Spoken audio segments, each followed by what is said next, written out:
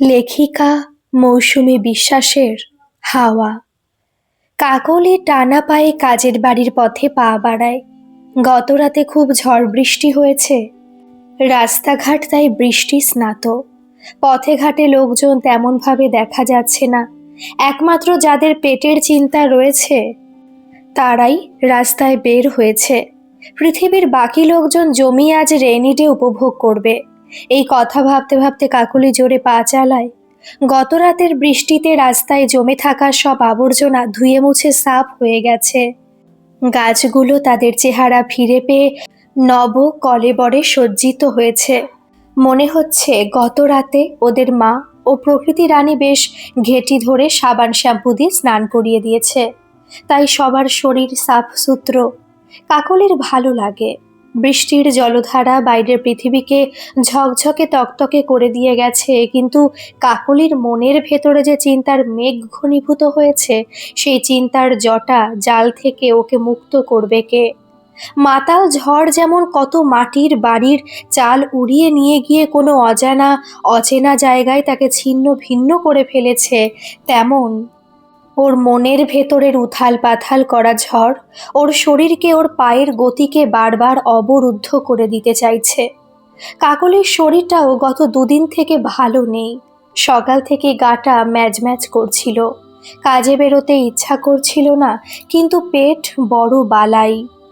বাড়িতে দুটি পেট, কাকলি আর ওর ১৩ বছরের নাবালিকা মেয়ে। কাকলি অন্তঃসত্ত্বা থাকা অবস্থায় বরের ঘর ছেড়েছিল।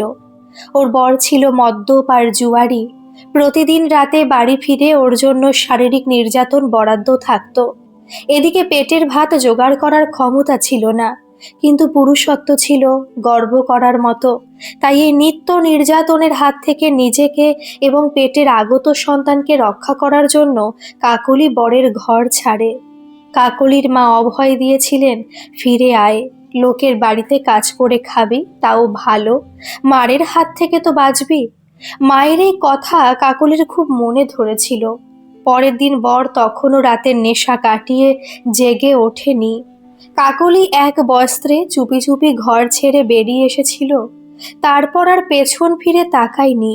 ওর বর ওকে ফিরিয়ে নিয়ে যাওয়ার অনেক চেষ্টা করেছিল, কিন্তু কাকলি নিজের সিদ্ধান্তে অটল ছিল।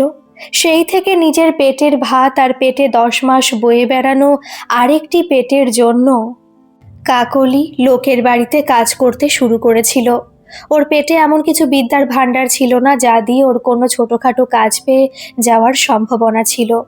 মা ওকে লোকের বাড়িতে কাজ করতে নিষেধ করেছিল, কিন্তু কাকলি শোনেনি। বাবার বাড়ির পাশে এক টুকরো জমি বাবা বেঁচে থাকাকালীন ওর নামে লিখে দিয়ে গিয়েছিলেন। সেই জমিতে কাকলি নিজের বিয়ের গয়না বিক্রি করে মাথা গোঁজার ঠাঁই করে নিয়েছে। মাথার উপর নিরাপদ ছাদ রয়েছে, নিরাপত্তার জন্য পাশে রয়েছে বাবা মা দাদাদের স্নেহের আচ্ছাদন। তবে দুবেলা অন্ন সংস্থানের জন্য কাকলি ওদের পাশের দুটো বাড়িতে কাজ করে। বিকেলে ও আর কাজে বেরোয় না, বাড়িতে বসে ঠোঙা তৈরি করে। রাতের বেলায় নিজের সেলাই মেশিনে বাড়ির মেয়ে বউদের শাড়ির ফলস পিকো করে দেয়। মাসের শেষে যেটুকু টাকা ওর হাতে আসে তাই দিয়ে ওদের মা মেয়ের দুটো পেট চলে যায়। এমনিতে কাকুলির জীবন নিরুপদ্রব, কিন্তু মেয়েটা ক্রমশ বড় হচ্ছে। বাইরের পৃথিবীর সঙ্গে ওর ঘনিষ্ঠ যোগাযোগ হচ্ছে। বাইরের পৃথিবীর জৌলুস চোখ ধাঁধানো চাকচিক্য ওর মনকে লোভাতুর করছে। এটা কাকুলি ইদানিং বুঝতে পারছে।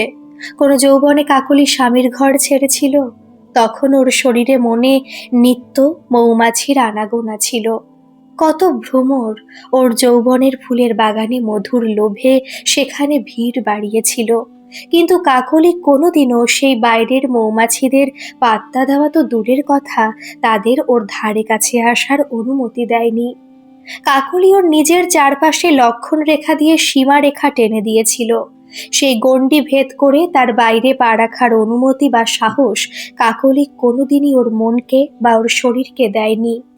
নিজের জীবন একভাবে কাকলি কাটিয়ে দিয়েছে, মনকে নিয়ন্ত্রণ করতে শিখিয়েছে, শরীরের চাহিদাকে ঈশ্বরের সান্নিধ্য দিয়ে পূরণ করার চেষ্টা করেছে।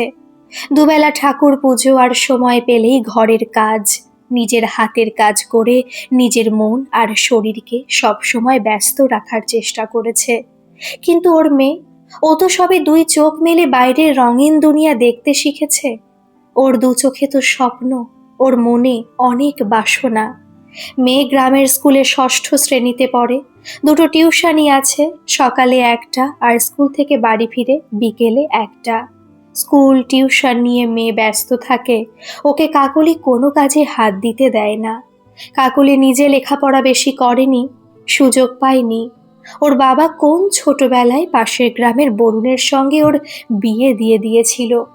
বরুণ প্রথম জীবনে মদ খেত না, ওর মা চলে যাওয়ার পরও কেমন যেন বেয়াড়া হয়ে গেল। পৈতৃক সূত্রে যে জমিটুকু পেয়েছিল সেটুকুও জুয়া খেলে শেষ করে দিয়েছিল। মদ আর জুয়া, এই দুই নেশায় ওর সুখের সংসার ভেঙে খান খান হয়ে গেল। মদ খেয়ে খেয়ে বরুণের শরীরে মারণ ব্যাধি বাসা বেঁধেছিল।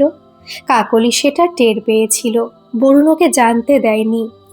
বাঁচার ইচ্ছে ওর চলে গিয়েছিল, তাই শেষের দিকে আরো বেশি করে মদ খাওয়া শুরু করেছিল।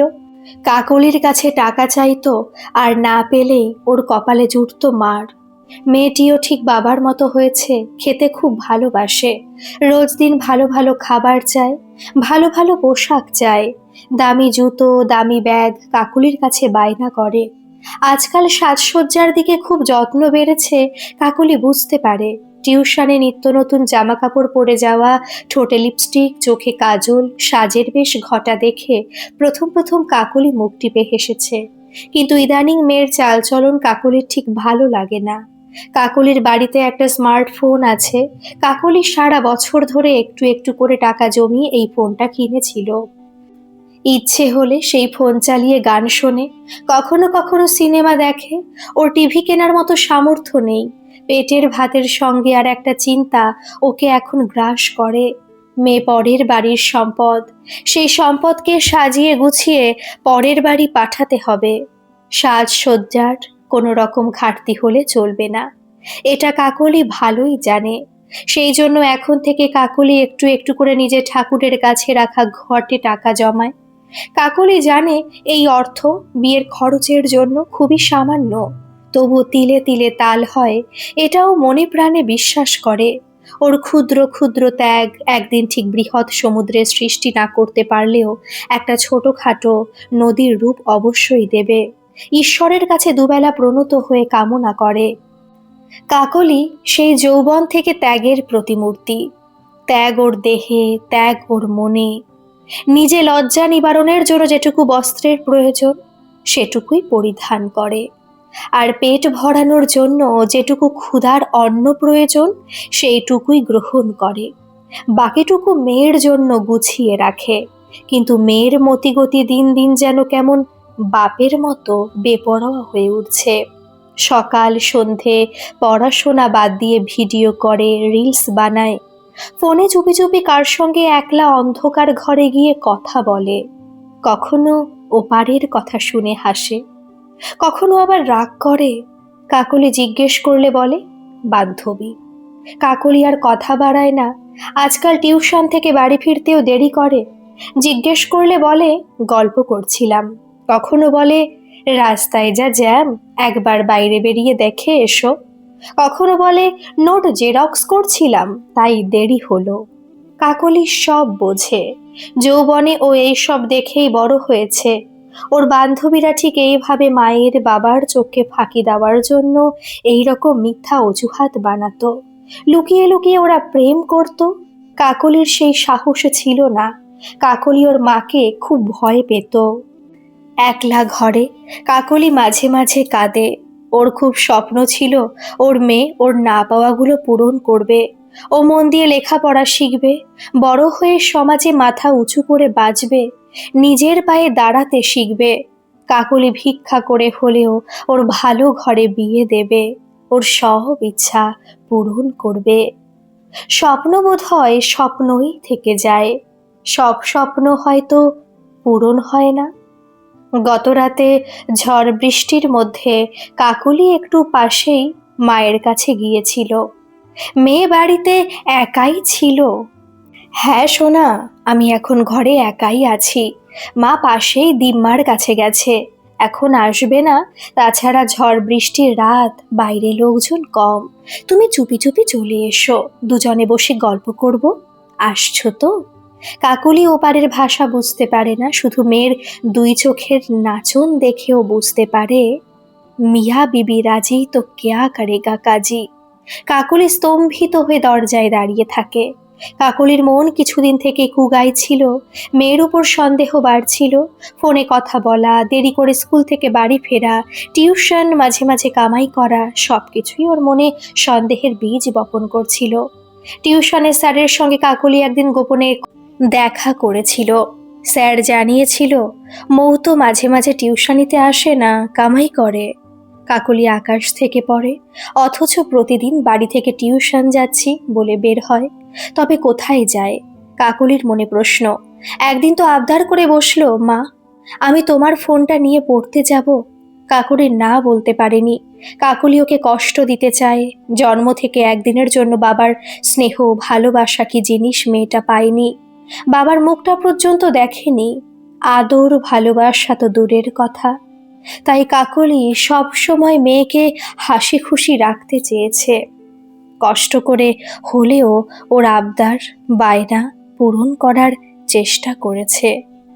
এক থাকতে এক পোশাক কিনে দিয়েছে, ভালো ভালো সাবান শ্যাম্পু দিয়ে ওর স্নানের ঘর সাজিয়ে দিয়েছে।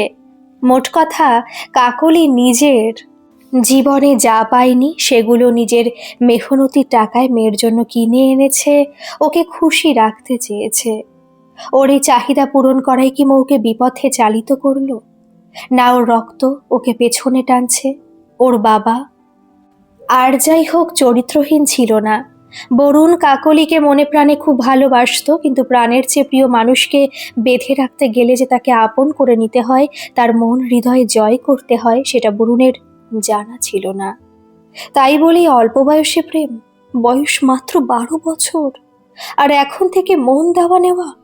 তবে কি এই মেয়ের ভবিষ্যৎ, কাকলির স্বপ্নের তবে কি হবে? ওর স্বপ্নের অকাল সমাধি হবে?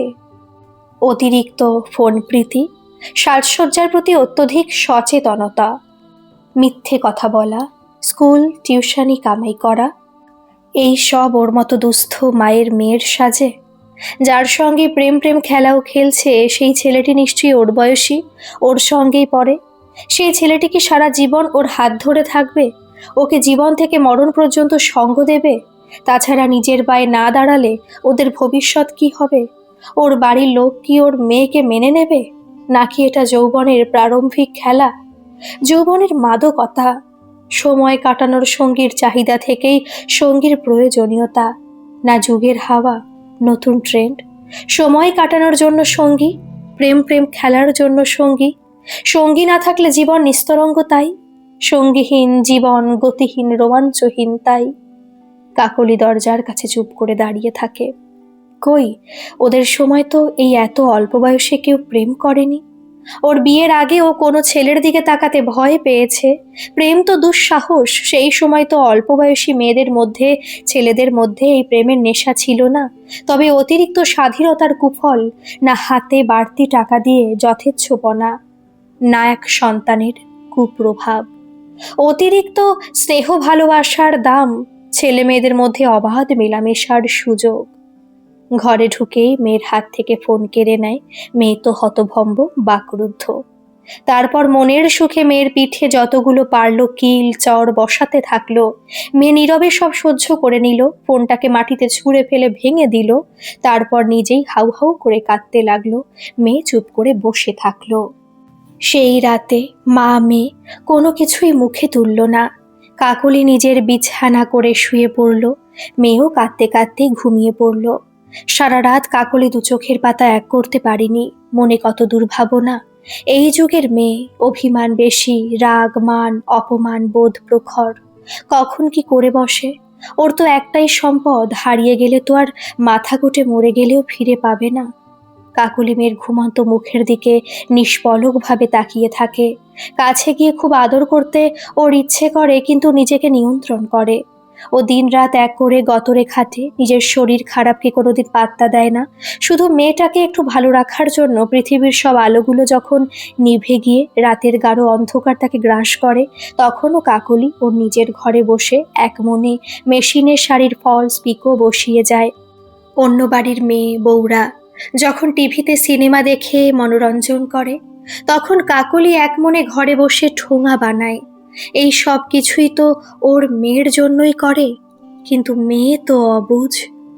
যৌবনের দুয়ারে দাঁড়িয়ে আছে, মনের বাগানে ওর বসন্ত। ওর বয়স অল্প, বুদ্ধি কম, সংসারের জটিলতা ভাগ ফোকর বোঝার মতো মনের গভীরতা এখনো ওর হয়নি। কাকলি মনকে প্রবোধ দেয়, অনেক রাতে বাইরের পৃথিবী নিশুতি হয়ে গেলে কাকলি ওর মেয়েকে ওর বুকের কাছে টেনে নেয়, ওকে জড়িয়ে ধরে খুব কাঁদে, মেয়েও কাঁদে। দুই মা মেয়ে মিলে পরস্পরকে জড়িয়ে ধরে কিছুক্ষণ শুয়ে থাকে। তারপর কাকলি ওঠে, মেয়ের মুখে ওর প্রিয় মিষ্টি তুলে দেয়। মেয়ে হাসি মুখে খায়। তারপর মেয়েও মায়ের মুখে একদলা ভাত তুলে দেয়। কাকলি মেয়েকে মুখে কিছু বলেনি, শুধু বলেছিল, আমার জীবনের মতো নিজের জীবন করো না। লেখাপড়া শিখে নিজের পায়ে দাঁড়ানোর চেষ্টা করো। সময় হলে জীবনে প্রেম ভালোবাসা সব আসবে, কিন্তু সময়ের আগেই যদি এই সব নরম অনুভূতি নিয়ে খেলা করো, তবে জীবনে সব হারাবে। আমাকে হারাবে, মাথার উপর আচ্ছাদন হারাবে। এখন তুমি ঠিক করো তুমি কি চাও।